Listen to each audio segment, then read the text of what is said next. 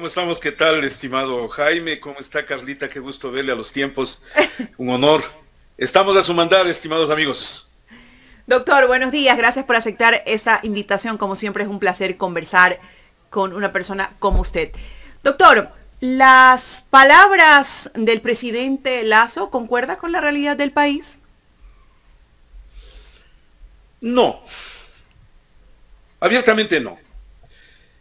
Lo que ocurre es que el presidente posiblemente tiene solo la visión desde el lado del régimen, tanto por lo que él mismo aprecia como por lo que entiendo le dirán sus asesores cercanos. Y también por lo que cuenta con una prensa rastrera que le sirve de guropié para tratar de sostener lo que ha mantenido a lo largo de este año. Ahora, sin duda la prensa eso es... desde adentro. Sin duda la prensa es un Ahora escudo desde protector. afuera, claro, desde afuera la cosa es totalmente distinta. ¿Y por qué es distinta? Yo veo que el presidente Lasso tuvo la capacidad en mayo del año pasado en abrir por lo menos la expectativa. Había una expectativa. ¿Qué podía hacer? ¿Qué debía hacer? Ya. Pero si empieza el presidente con un conflicto permanente de su propia palabra, lo que van a tener es lo que tienen en este momento, un presidente desgastado en su palabra, con un 23% de credibilidad. Eso es muy bajo para un mandatario en su primer año. Es demasiado bajo, porque el presidente dijo una cosa en la campaña y está haciendo otra. El presidente se contradice. Lo de los 100 días, lo de los 300.000 empleos, lo de las universidades, lo de los médicos, lo de los hospitales, lo de los aviones, la culpa de Correa, terminan siendo una especie de amalgama que la gente poco le cree. Cada vez le cree menos. Y entonces el presidente no se explica, según él, por qué el Ecuador no ha apreciado la gran obra que está haciendo. Y entonces, de inmediato va el discurso de la vacunación, correcto. Ahí yo ya encuentro un primer punto de conflicto, Carla. ¿Sabe cuál es? Lo dicho hace 3 días atrás por el vicepresidente Alfredo Borrero. 1. La vacunación costó $1.000 millones. ¿De dónde sacó esa cifra? Oiga, ¿no que la mayoría eran donación? ¿A quién se le pagó esos $1.000 millones? ¿Cómo se ha gastado? ¿Cuánto de la vacuna que se ha administrado ha sido efectiva y positiva? ¿Y cuánta de ella ya se ha deteriorado por el paso del tiempo, no por otra razón? No estoy diciendo nada malo. Pero dennos cuentas de esos $1.000 millones que costó la vacunación. Que no salieron de su bolsillo, salieron de la administración pública, que salieron del Estado, de ese grupo que odia a lo público, que odia al Estado, es el que le rodea al presidente de la República y no quieren darnos una respuesta. Doctor, sin duda el tema de la vacunación, aparte de haber sido obligación del gobierno, fue una estrategia, ¿no? Una estrategia para asentar bases y crear confianza, que con el tiempo se fue deteriorando porque no tenían ningún otro discurso aceptable y corroborable por el país. Pero el presidente Lasso también ha abierto otros frentes con la educación, con los agricultores, con el sector de la salud, con las universidades, todos estos sectores que reclaman presupuesto, ayuda, atención. Digamos que después de un año, ¿qué podemos ver o qué lectura le podemos dar a todos estos frentes que el propio presidente se ha abierto en este año de gobierno? Lo raro es que se haya abierto frentes con los sectores que más le apoyaron. Para empezar, se abrió un frente con los socialcristianos y la traición a Nebot. Pero lo de la educación, por ejemplo, la dependencia de la Unión Nacional de Educadores con el Movimiento Popular Democrático y el Partido Comunista Marxista-Leninista del Ecuador es notoria, pero ellos tienen en la memoria histórica del país campaña abierta, vota por Lasso. Ellos fueron los que más le apoyaron. Y ahora tiene abierto un frente con ellos. Los agricultores fueron de los que más le han apoyado al señor Lasso con la visión del sector privado. Los médicos, existió frente de profesionales médicos que respaldaron a Guillermo Lasso. Existió una agrupación empresarial, una agrupación pro derecha, una agrupación anticorreísta, porque eso era lo más importante. Para apoyarle a Guillermo Lasso había que ser anticorreísta. Y al anticorreísmo hay que también dividirle, ¿no? Porque sí hay un grupo que evidentemente tiene sus razones ideológico-políticas para oponerse al exmandatario, pero también hay el anticorreísmo ampón, que se vive inventando todos los días un delito nuevo, una investigación, ahora resulta que hay espionaje y todo lo demás, usando el aparato de inteligencia del Estado para la venganza. Y entonces, los frentes que se ha abierto el presidente de la República son con su gente. Entonces, pasamos de la expectativa a la decepción, pues, que es el estado en el que se encuentra este momento el Ecuador, en un estado de decepción, de no credibilidad al mandatario ecuatoriano. Ya son dos elementos que le caracterizan a este año de gobierno. Doctor, me gustaría presentarles a nuestros seguidores las declaraciones que dio ayer el asambleísta Guido Chiriboga, que es de las filas de Creo, y las maravillas que habló del gobierno de Guillermo Lasso.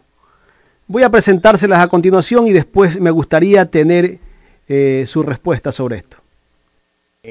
Miremos un poquito para atrás, veamos cómo estamos y más importantemente para los ecuatorianos, para dónde vamos. Eso es lo que tenemos que tener claro. Venimos de poner la casa en orden, por supuesto, 10.000 millones en reserva, le da credibilidad al Ecuador para atraer inversión. Esa inversión se genera en empleos. Yo recorro la provincia, el país, y los mercados están llenos de clientes. Y tú ves alegría, tú ves comercio, tú ves la gente, dinamismo económico en los diferentes cantones. El crecimiento económico del Ecuador, que estaba proyectado para 2.8%, va a ser 4.2%. Ese es un resultado en meses que a mí me parece de verdad increíble para bien de todos los ecuatorianos. ¿Y para dónde vamos? Ya el presidente Lasso va a sacar el proyecto donde tú con la receta del Ministerio de Salud Pública puedes retirar en cualquier farmacia sin sobreprecios, sin robos de las bodegas del Ministerio del IES, como venían estando acostumbrados, casi o mal acostumbrados los ecuatorianos. Retiras tu fármaco, tu medicina. Entonces arreglará el problema de las medicinas endémico de estos últimos 14 años en el Ecuador, cambiando el esquema para evitar los robos y los sobreprecios y que haya acceso a medicinas para todos los ecuatorianos. El país está bien para los asambleístas, para el gobierno nacional. Habla de reactivación, habla de la alegría de los ecuatorianos, pero la realidad es otra. No le conozco al magíster Guido Chiriboga, entiendo que es asambleísta de Creo y directivo de su partido. Escuchándole sus declaraciones yo no puedo esperar menos. Él tiene que salir a defender a como dé lugar a lo hecho por el gobierno, aún a costa de su propia credibilidad. Porque no solo le he visto a usted, Jaime, que ha tomado las declaraciones que dio en el café de JJ el señor Guido Chiriboga, también ayer vi una crítica severa por parte de Nelson Salazar en Hablando Claro, y otros espacios digitales toman estas declaraciones y dicen, bueno, este señor está echando por la borda su credibilidad. Ese es lo primero que yo veo. Lo segundo, esa es la visión de negocio, de mercado, de pulpería, de tienda de abasto, de rincón de venta con el que se maneja una nación. Pero no se extrañe. Yo lo primero que le pediría al Ecuador es que no se extrañe, porque con estos dos elementos y se hicieron del poder. El primero con la oferta del manejo económico. La inversión viene a raudales, y eso es falso. El Ecuador afuera tiene una imagen pésima por la crisis carcelaria, por el nivel de inseguridad, por la conflictividad jurídica, por la persecución política, por la destrucción de la credibilidad pública, porque el presidente de la República en buena medida representa una tendencia que lo único que hace es tratar de destruir el país en lo público para venderle a lo privado. Esa es una visión con la que ganaron, la visión, insisto, del negocio. Y la otra es una visión engañosa de faltar a la verdad y alterar la verdad evidente, con el fin de que se capte incautos, ¿no? Es decir, se va logrando gente que les cree. Y bueno, así ganaron las elecciones, ¿no? O sea, a punta de mentiras. Ahí lo que decía en algún momento Carla, con todo el acierto, lo que tenemos aquí es un conflicto en donde la prensa actúa como un escudo del poder. Y entonces, este tipo de declaraciones son para ese tipo de prensa, para tener un público embobado que no sabe, ni le va a responder siquiera. Porque la realidad que viven en el grupo de Creo que gobierna es radicalmente distinta a la realidad que vive el Ecuador y que es una realidad lacerante, dolorosa y crítica, Jaime. Claro, y nos estamos acostumbrando a escuchar también mentiras de parte del gobierno. Lo que dijo hace 2 días atrás el presidente de la República cuando se habló de la venta del avión, y después escuchar al presidente de la República pidiéndole disculpas al presidente Iván Duque. ¿Quién mintió aquí? Eso da a entender que el presidente fue el que mintió, pues. En mi editorial de hoy lo titulo como una frase muy mexicana. No sé, el que la arregla la embarra, ¿no? Aquí el que la arregla la embarra. Nosotros somos más castizos en la palabra, el que la arregla la... Bueno, así es. Déjele ahí nomás, ya. ¿Qué Pero cosas, ahí lo no? que me da la impresión, ahí lo que me da la impresión, Jaime, ¿sabe qué? Es que se descubrió algo. Sí, los militares colombianos vinieron y había una comisión de militares colombianos negociando en el Ecuador. Sí, se negoció y llegaron con el dato final al presidente de la República. Y el presidente de la República lo anuncia. Pero no se da cuenta que provoca una tormenta política en Colombia. Porque yo no sé, ahí sí tengo unas dudas. Estaban negociando aparte de Iván Duque. Estaban negociando sin el presidente de la República. Porque como ya se va, y a lo mejor es Petro. Entonces, ¿qué pasó ahí? Los militares en las 2 naciones negociaron sin contar con los mandatarios. Disculpe, solo son dudas y solo son preguntas. Después no me vendrán a acusar de que estoy insinuando nada perverso. Pero hay algo más grave. Sí. ¿Cómo le deja Lazo cómo es a Iván Duque? Pues lo deja en el suelo. Por eso que le pide disculpas, porque después se da cuenta la tormenta política desatada. Quisieron negociar sin los presidentes de ese avión. Me da la impresión.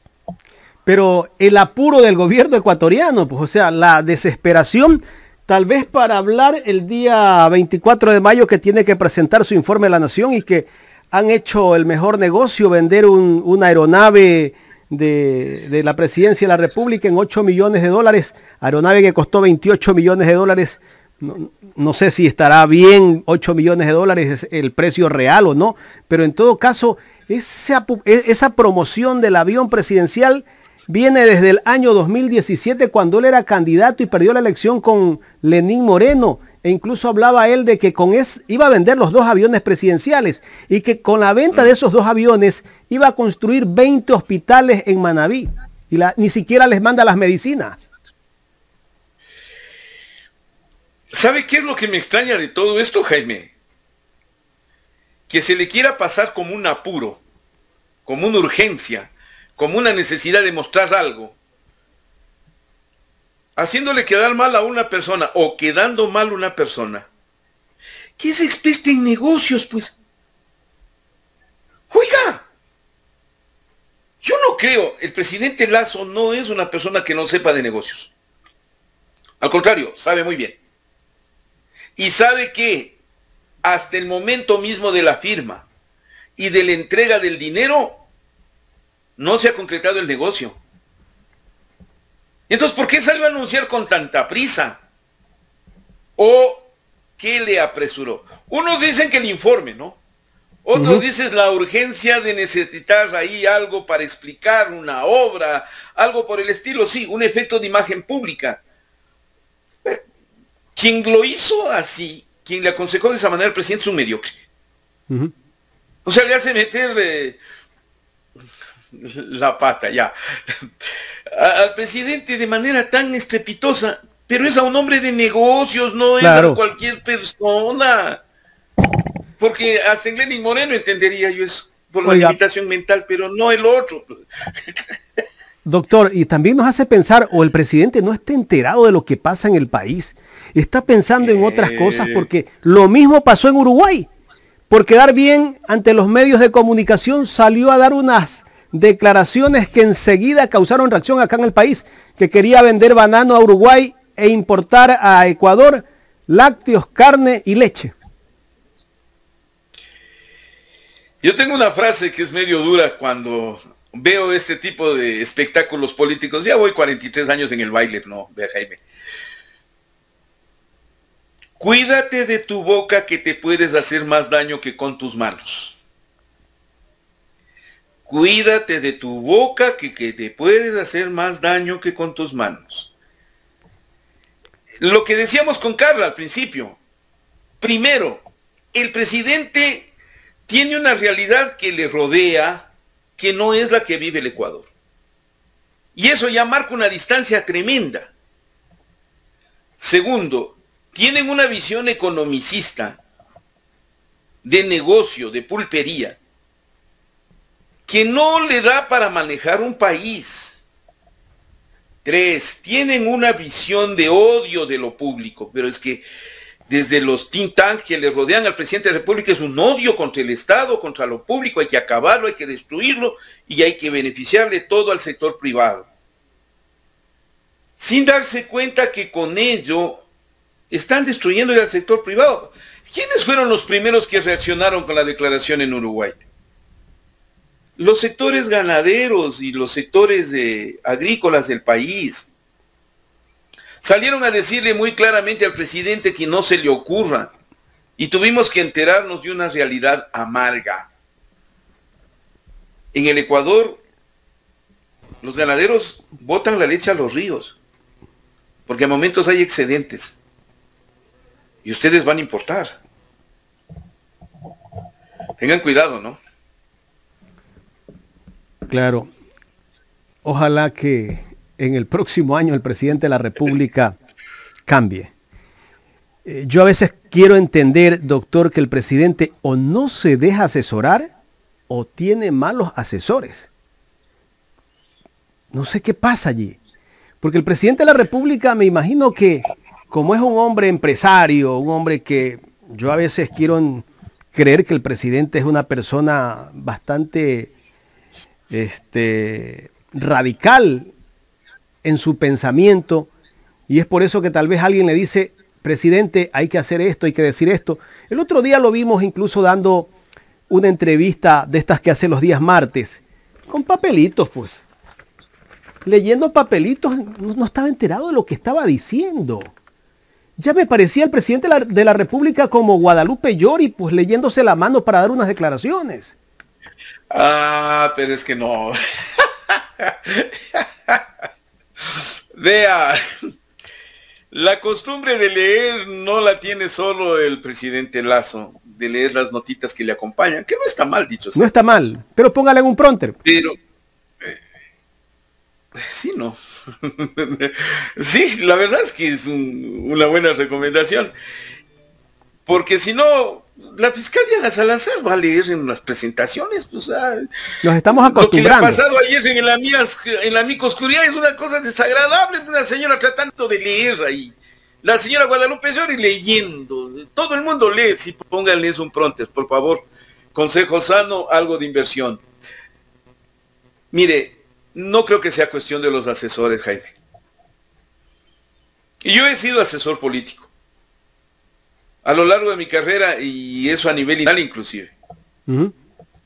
He sido funcionario de Estado, yo he sido embajador. Y uno puede contar con asesores, buenos o malos. A mí me tocó uno malísimo, un personaje nefasto, en condición de asesor. Pero está en uno el aceptar o no las asesorías. Y finalmente es uno el que toma las decisiones. Y más si es el presidente de la República. Entonces puede tener malos asesores, estoy de eso seguro. Pero es el presidente quien toma las decisiones finales. Y es el presidente el que debe tener conciencia que las decisiones que tomen no impactarán en su asesor. En él. Impactarán en su gobierno, en él, en su paso por la historia, en su presencia. Y eso, perdone, debe Parece tener ser... uno la visión clara sobre el tema. Parece ser que el presidente escucha muchos ruidosos, como dice el doctor Ramiro Aguilar. ¿Recuerda usted hace un año y unos días más, cuando se formó la asamblea y tenían que elegir al nuevo presidente y que ya había un acuerdo para que Henry Kronfle sea el presidente de la asamblea, y se rompe el acuerdo que tuvo el presidente o el gobierno de Lasso con Jaime Nebot? Que me parece que ahí empezó mal el presidente, rompiendo un acuerdo de alguien que lo había llevado al poder, y un acuerdo que tenía incluso ya con UNES, que le hubiese dado más estabilidad a su gobierno. Pero él, escuchando a ruidosos, a periodistas que tal vez son odiadores, hizo que metan las dos hace un año. Yo no creo eso. Yo no creo eso. Ya estoy viejo, Jaime. Ya estoy viejo. ¿Qué pudo haber pasado allí? No me vengan con eso de que lo que mal empieza mal acaba, porque resulta cierto, ¿verdad? Yo tengo la impresión de que el presidente de la República llegó muy bien respaldado por el anticorreísmo ampón,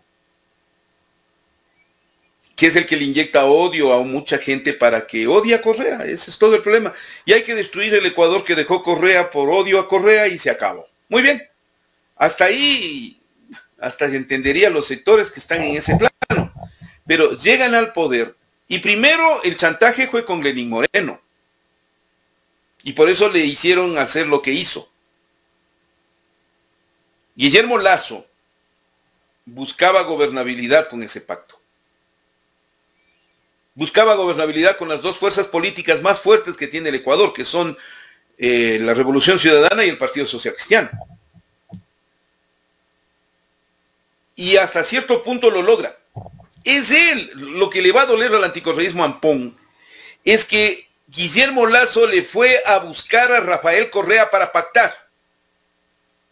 Le llamó al teléfono. Puso su avión privado para que vayan los delegados de Revolución Ciudadana a su encuentro en la casa de Henry Kronfle. ¿Y qué ocurrió? Bueno, que lograron el pacto. Pero sale el presidente de la casa de Henry Kronfle, conseguido el pacto, y se enteró el anticorreísmo ampón y le dijo: ni se te ocurra, ni se te ocurra. Acá tenemos ya las fuerzas con las que vos vas a pactar. Y pactó con lo impresentable de Pachacuti, con la Izquierda Democrática, el partido más corrupto de la Asamblea, y con sus propias fuerzas, más los asambleístas adquiridos. Eso fue por chantaje, Jaime. Chantaje político que dura hasta ahora. Y que no le ha dado ni gobernabilidad ni capacidad de manejo del gobierno al presidente Lasso. Doctor, ¿quién representa ese anticorreísmo ampón? Son múltiples fuerzas. Son múltiples fuerzas. No solo es una persona, ni puede evidenciarse en alguien. Parte del periodismo. Es parte de la prensa, es parte de los empresarios a los que se les dañaron sus negocios, es parte de esa visión de la gente que fue afectada en los días de Correa, de mala o de buena forma, porque hubo gente a la cual se le persiguió con la ley en la mano y a otra que se le persiguió políticamente de manera indebida. Si es que existió aquello, eso acumuló odios, resentimientos y conflictos. Sectores económicamente poderosos que quieren adueñarse del Estado desde hace algunos años y que Correa vino a deteriorar esa posibilidad, a destruir ese negocio. Y esa visión privatizadora, corrupta, de querer apoderarse de los bienes del Estado para beneficio privado o particular de cuanto alguno se preste para eso, siendo en ello una visión de feudo, ¿no? O sea, de querer controlar como feudo el Ecuador. Y entonces, es por eso le digo, no puedo definirlo como alguien concreto. No puedo definirlo como un grupo o un nombre establecido, pero tienen huellas de su comportamiento. Su comportamiento frecuentemente es lanzar acusaciones falsas, utilizar un lenguaje protervo, inventar y montar cualquier tipo de manipulación, mal utilizar el Estado, las funciones como la función judicial, la función de control, tener el poder en sus manos y tener presidente propio. Ese es ese grupo.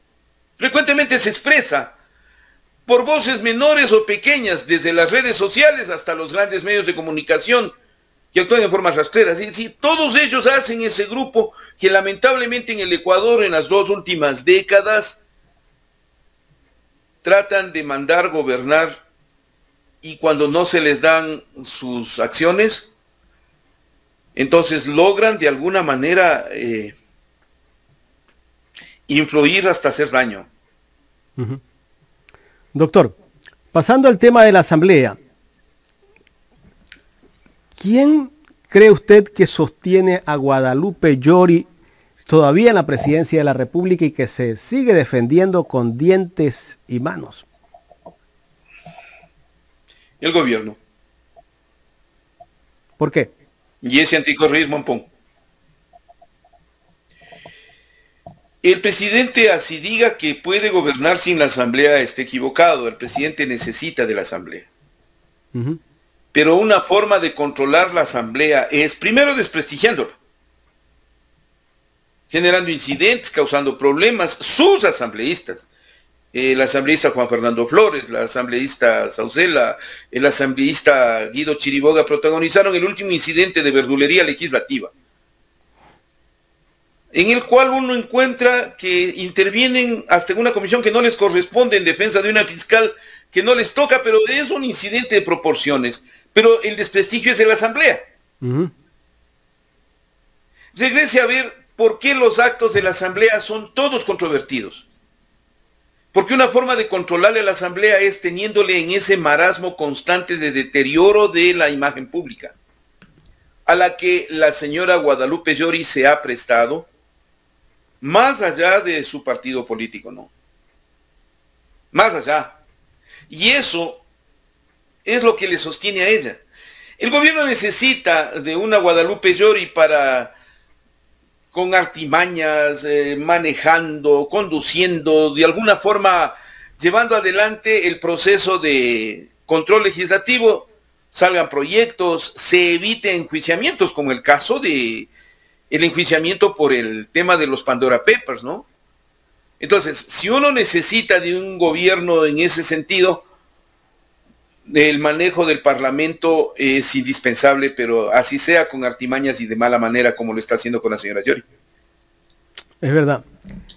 Y pensar de que Pachacuti es un partido, supuesto partido de izquierda, ¿no? Y verlo a ese partido que en este momento ha defraudado a esa gente que votó y le dio la confianza para que ellos tal vez consigan lo que necesita la gente del pueblo, que toda la gente indígena, porque este partido se identifica más con la gente indígena y que tal vez tenían una esperanza de que en cualquier momento podrían llegar a ser gobierno, pero se están destruyendo. Se están destruyendo con todo lo que está haciendo Guadalupe Llori. aunque hay un grupo de rebeldes que creo que son asambleístas que de alguna manera son más sensatos y se dan cuenta de la realidad de lo que está pasando. Mi pregunta es, doctor, ¿cómo terminará la presidenta Yori en la asamblea? ¿Seguirá siendo asambleísta?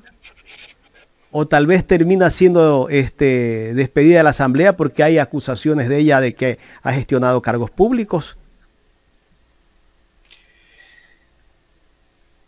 La asambleísta Yori se sabe impune. Por eso actúa como actúa. Si uno sabe que está protegido de alguna manera, hasta puede llegar a excederse. Porque total, esa protección va incluida esas acciones o esos excesos. Yo le veo a la asambleísta Guadalupe Yori continuar en el poder. Les tiene entrampados en el desconocimiento de las normas a los propios asambleístas y le tiene a la asamblea entrampada en los acuerdos políticos que se lograron al principio. Eso todavía funciona, eso todavía pesa, eso todavía manda. Jaime, créame, yo dudo y mucho que, por ejemplo, en el momento determinado la izquierda democrática vote en contra de Guadalupe Yori. No lo va a hacer. Yo lo dudo que Pachacutic se vaya en contra de Guadalupe Yori. Y yo dudo que el bloque del Acuerdo Nacional, y creo, se vayan en contra de Guadalupe Yori. No se van a ir. Tiene por lo menos algunos días más. La aspiración de ella, según lo ha revelado, es llegar al 24 de mayo, ¿no? Y después de eso, ya veremos, pues. Algún escándalo le reemplazará al otro y así indefinidamente, ¿no? O sea, le veo renunciando, no destituida. Distinto es si es que el asambleísta Bruno Segovia logra probar algunas de las acusaciones que las formuló públicamente el otro día. Porque si eso es cierto, ahí sí le veo a la asambleísta Guadalupe Yori en problemas que pueden terminar con su curul de asambleísta. Con su curul, eso es distinto. O sea, puede terminar destituida, ¿no?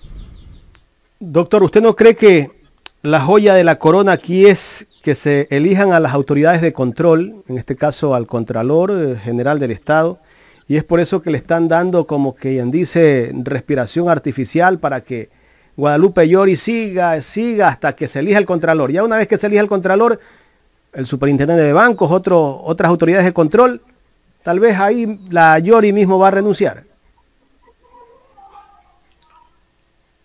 Es que siempre la pugna del poder ha llevado al enfrentamiento para el control de las entidades públicas. Yo recuerdo el espectáculo más bochornoso que yo presencié. Fue el acto de elección de los magistrados de la Corte Suprema de Justicia en el año 84, que le obligó a abalanzarse con tanquetas de la policía al ingeniero Febres Cordero para atropellar y a impedir que se posesione el presidente elegido por el grupo de la Corte Suprema de Justicia nombrado. No le dejaron ejercer el cargo a Gustavo Medina López. ¿Qué pasó? Terminaron acordando con el señor Raúl Vaca Cargo y nombraron entre ellos la Corte. Ya, ahí se arregló el problema, pese a lo cual el señor Febres Cordero no tenía gobernabilidad, porque su carácter indómito y espíritu abusivo no lo permitieron. Pues es similar acá ahora. Lo que están buscando es un acuerdo. Todo este tipo de incidentes es no para controlar, porque saben que si llegan a controlar, ¿qué puede ocurrir? Pues exactamente lo que no están buscando, es decir, que se elijan realmente a personas que puedan ser respetables en el desempeño de sus funciones. Y eso no es posible en este momento.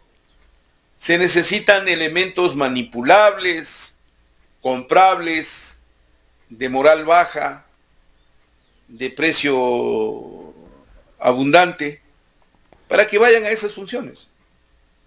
Y hasta tanto, no me diga que no le conviene lo que está pasando, Jaime. Les conviene tener contralor eterno, así sea subrogante del subrogante. Les conviene tener así a una superintendente de bancos. Les conviene tener así a una fiscal cuestionada a más no poder. A una Guadalupe Llori que es soleteada de la peor manera. Les conviene todo eso.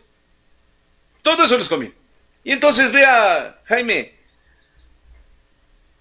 todo es hasta que logren acuerdo entre las fuerzas políticas para controlar el poder. Y ahí les pongo a toditos, ¿ah? No me vendrán aquí unos y otros a decir, no, a nosotros no nos interesa, no. Todos, sin excepción. Y si hay alguna excepción, esa me confirma la regla. Doctor, quiero agradecerle por habernos dado esta entrevista, y creo que es fructífero escuchar a una persona que hace un análisis diario y que siempre veo o escucho su editorial y que de alguna manera nos guía a los ecuatorianos, a todos, a los que hacemos comunicación también, nos ayuda muchísimo. Doctor, estoy agradecido por habernos concedido esta entrevista. Ya sabe que con ustedes, Jaime, siempre habrá esa deferencia. Es usted.